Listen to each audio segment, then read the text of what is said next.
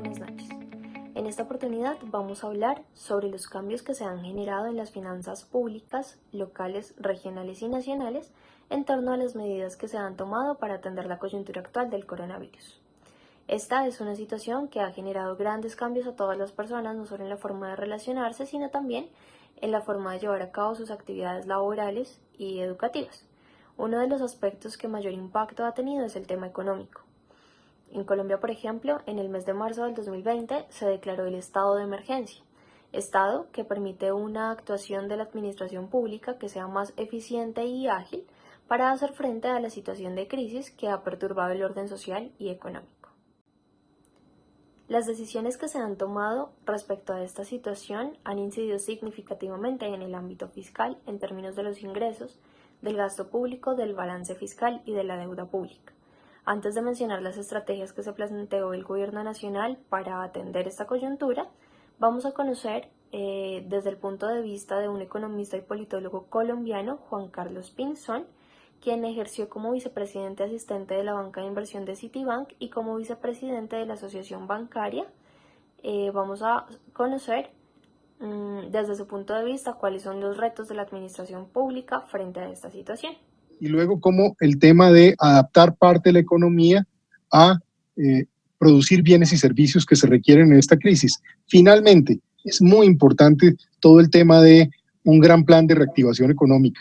Solo para hacer memoria, después de las grandes guerras, que es lo más parecido a lo que estamos viviendo en términos del shock de oferta que se genera, por ejemplo, cuando se dio la Gran Depresión o después de la Segunda Guerra Mundial, el gran plan que movilizó la economía fue esencialmente planes de reconstrucción o, por decirlo de alguna manera, infraestructura y vivienda. Creo que ahí, con tiempo y con calma, los planificadores económicos y el sector privado como un todo va a tener que pensar cómo reanimamos esto, ciertamente en Colombia, para incluso impactar nuestra competitividad, para influir en el tema de educación, pero definitivamente para poner a andar la economía. Para citar algunas de las estrategias que implementó el gobierno, por ejemplo, en cuanto al sector salud, las actuaciones estaban encaminadas hacia la expansión de la capacidad diagnóstica del país, el fortalecimiento de la red de unidades de cuidados intensivos y la reducción del IVA frente a las importaciones de los elementos para la prestación de servicios de salud. De otra parte, para reducir el impacto social y económico y proteger de esta manera el empleo y la producción en el país, se tomaron medidas como la provisión de recursos económicos para la población más vulnerable o la ampliación de transferencias monetarias a los programas como Familias en Acción, Jóvenes en Acción, Colombia Mayor, entre otros.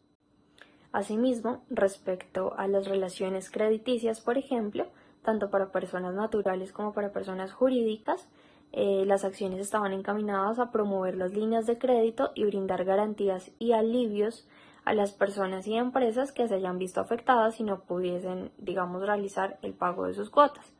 Frente a este punto, por ejemplo, el presidente de Bancolombia, Juan Carlos Mora, considera que las medidas tomadas van en la dirección correcta, aun cuando hay posiciones en contra que consideran que no es un alivio, por ejemplo, ampliar los plazos y seguir cobrando intereses.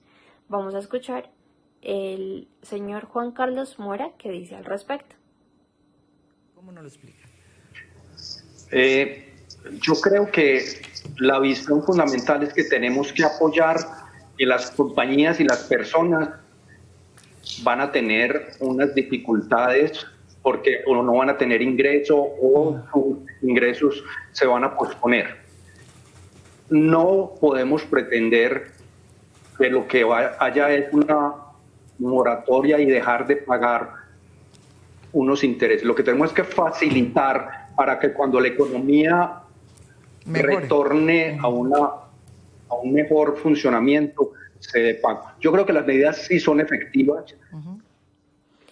Una opinión importante frente a las medidas que se ha tomado para afrontar esta crisis es la del economista Salomón Kalmanowicz, quien menciona que hubiese sido importante incrementar el gasto público, pero también disminuir las tasas de interés que faciliten el endeudamiento público. Sobre los efectos, él menciona lo siguiente. Se está acogotando la demanda efectiva, está produciendo mucho desempleo, está especialmente afectado el sector informal y digamos un gasto público, incluso en empleo de esta población sería importante y sería un alivio pues, a una situación que está agravando día a día. Vamos a tener unos aumentos muy fuertes del desempleo al no tener la gente circulando por las calles y por la economía.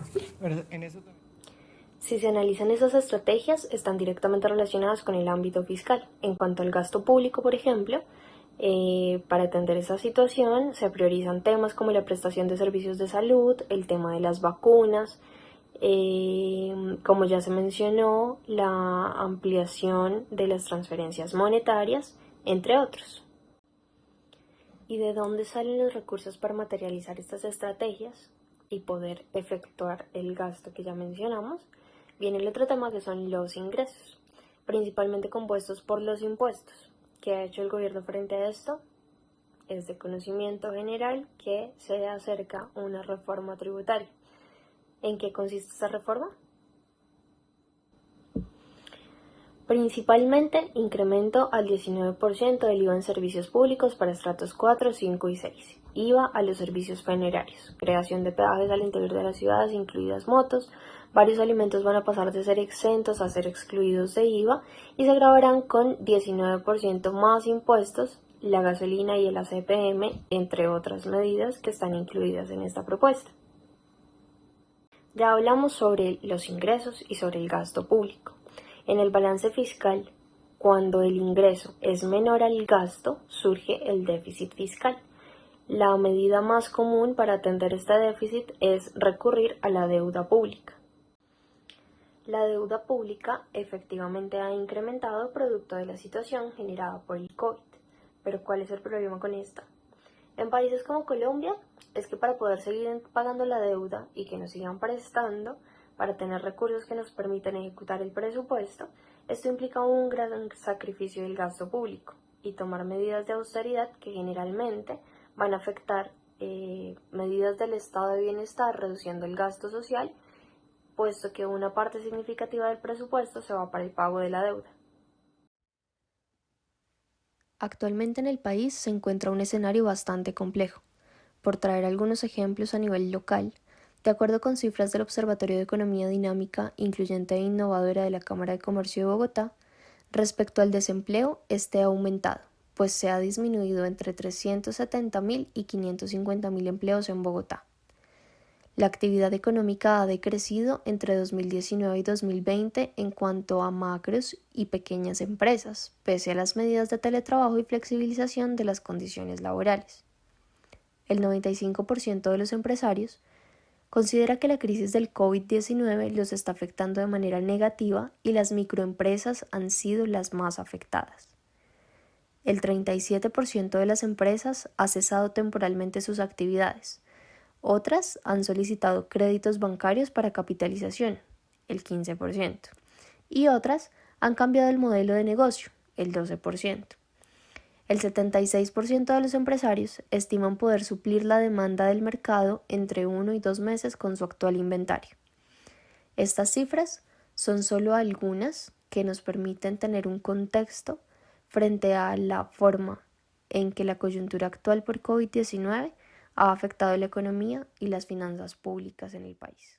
En términos generales, este es el escenario actual y los cambios que se han presentado en las finanzas públicas tanto a nivel nacional, regional y local. Aún nos encontramos en proceso de aprendizaje. Falta la definición de medidas por tomar frente a varios puntos, por ejemplo como la reactivación económica, y un camino largo por recorrer, no solo sobre la actual crisis, sino también frente al gran reto de la gestión de las finanzas públicas y su compromiso con la satisfacción de las necesidades y el progreso del país.